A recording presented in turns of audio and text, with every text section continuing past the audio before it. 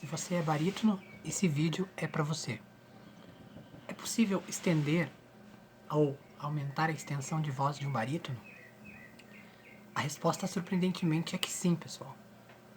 Porém, a maioria dos barítonos opta, após encerrar sua região de passagem alta, cantada aí de alguma forma, né?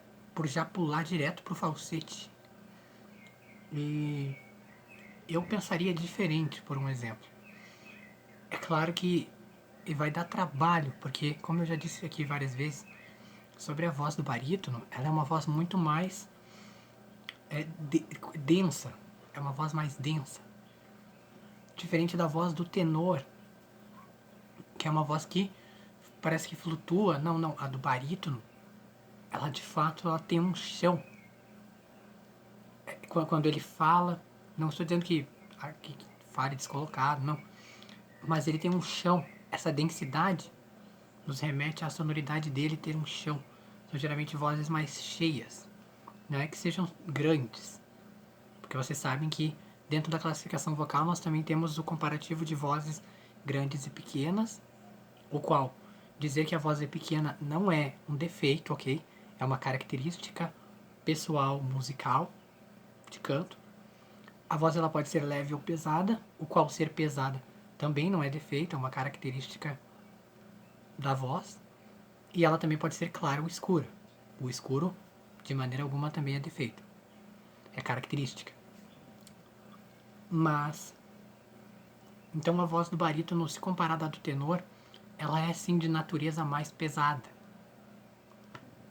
Como eu já citei várias vezes aqui o exemplo do nosso cantor Daniel. Vocês devem estar enjoados de tanto ouvir essa comparação, mas é que é um cantor dos mais conhecidos. Existem outros barítonos no exterior também, mas podemos citar um bom exemplo aqui de cantor do nosso próprio país, então o citamos.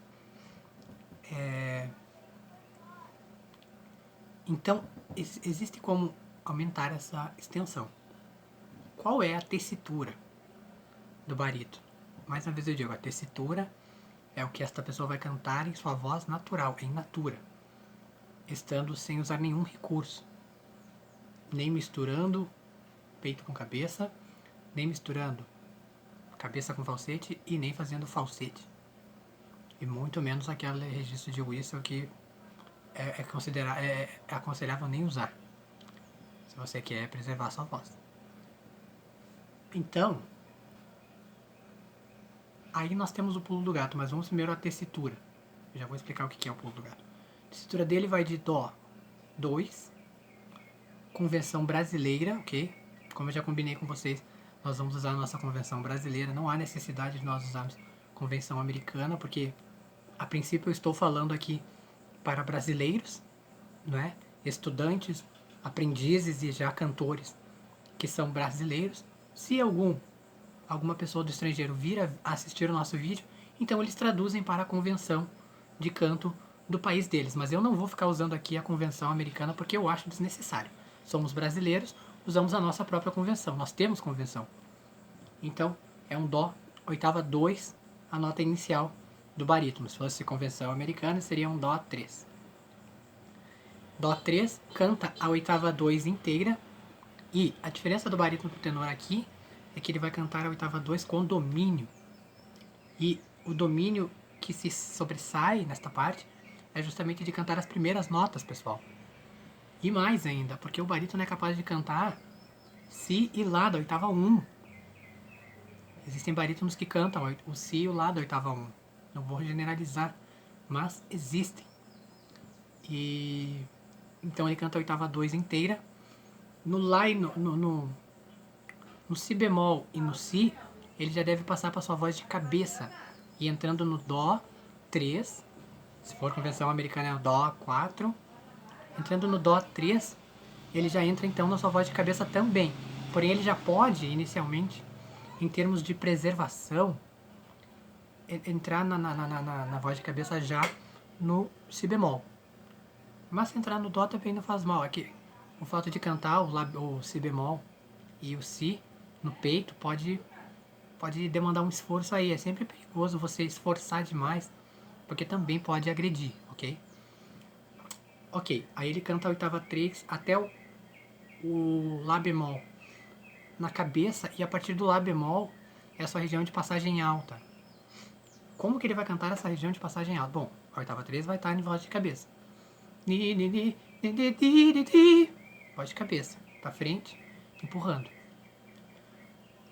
Agora a passagem alta do barítono, claro, ele vai ter necessidade de se autoestudar mais um pouco e estudar a combinação das vozes. Vocês acreditam que eu fui num vídeo de um instrutor de canto que considero várias coisas que ele fala válidas, mas esse instrutor falou que não acredita na mistura de voz? Então quando eu faço isso aqui, e quando eu faço então é a mesma coisa. Ou o que ele vai explicar essa diferença? Como é que ele vai explicar isso? Não é a mesma coisa. Há uma diferença aí, há uma mistura de voz, há uma troca de registro. Porque nós cantamos os registros, aliás, nós fazemos uso dos registros e cantamos então as regiões dos sons nas posições devidas. Alto, trás, frente, baixo. Combinados frente, baixo, trás, baixo, alto, baixo, frente, baixo. Com o uso das vogais A, E, I, A, I, E, I, O. Alguém pode se perguntar onde é que está o U. O U é uma vogal miserável, pessoal. O U, ele pode ser usado muito mais para você treinar aí a tua voz de cabeça. Porque o U, ele não se encaixa em nenhum desses nossos termos aqui do nosso arco de voz. Eu vou fazer um vídeo específico sobre a vogal U. Mas ela em si, ela é uma vogal terrível. Terrível. Ela não chega a ser pior que o A, mas ela é perigosa. Eu faço um vídeo. Mas prosseguindo então, esse barítono vai ter que se autoestudar para cantar sua passagem alta, porque não dá para chegar cantando, pessoal. A partir dali, as notas vão começar a pegar muita leveza para ele, que já tem uma voz densa e naturalmente mais pesada. Não é defeito, ok? É característica. Eu ter a minha voz mais leve, bom, é uma coisa de nascença, né? Eu fui concebido assim, com essa maior leveza, essa maior facilidade para cantar os agudos. Isso vai da classificação vocal de ser tenor. E veja que eu tenho dificuldade nos graves, por exemplo, que o barítono, por exemplo, vai cantar com um exímio domínio, digamos assim. Então são um complementa o outro, né? Imagine vocês um dueto de tenor e barítono. É uma coisa fantástica, eu já vi, é maravilhoso.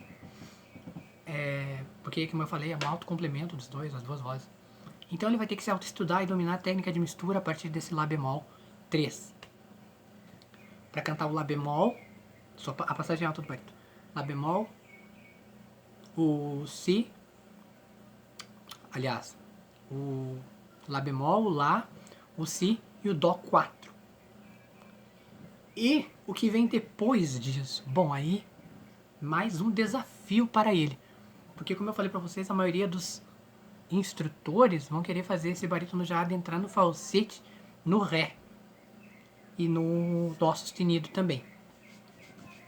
Mas se você conseguir, e se for possível, fazer com que torne-se mais flexível essa estrutura muscular, aí sim nós vamos entrar naquele território fisiológico de fato trabalhar aí alguns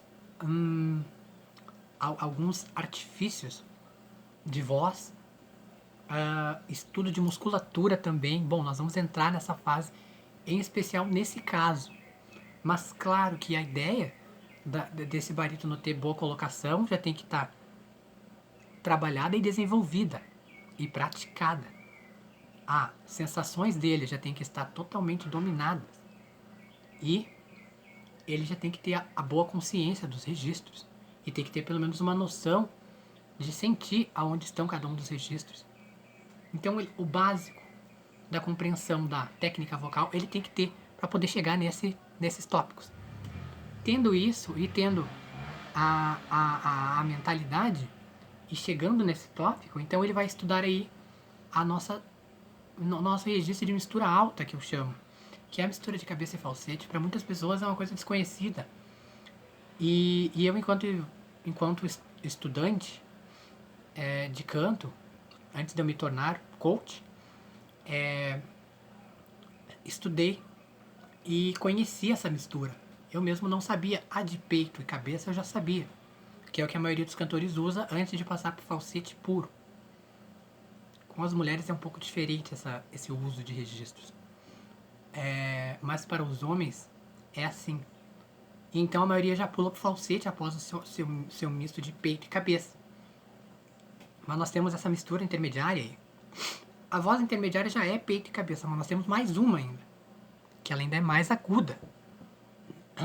E vai nos servir aí para cantar algumas notas. Então perceba que dá para tentar fazer então nessa mistura, tendo feito esse estudo anatômico também e de fisiologia do canto com esse barítono, mediante a tudo que eu já falei e mediante ao estudo primeiro, o segundo desafio de fazê-lo cantar na voz mista de peito e cabeça, porque é desafio, pessoal, é difícil pro barítono cantar nessa voz.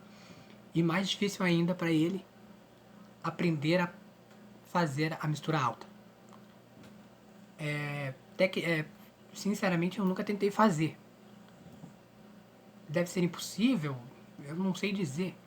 Só tentando fazer mesmo, porque como eu falei para vocês, nessa parte entra a anatomia, porque a musculatura ela muda de tenor para o barítono.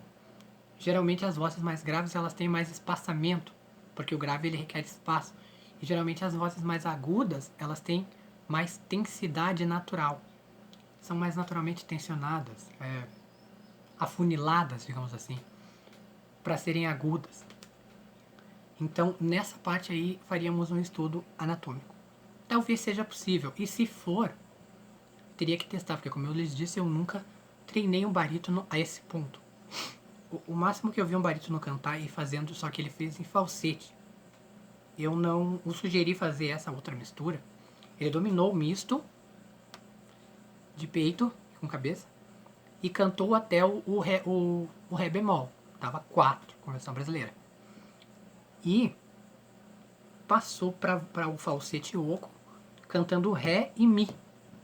Cantou um ré e um mi. E arranhava lá quase o fá. Hoje em dia ele pode estar cantando fá já, se ele continua estudando.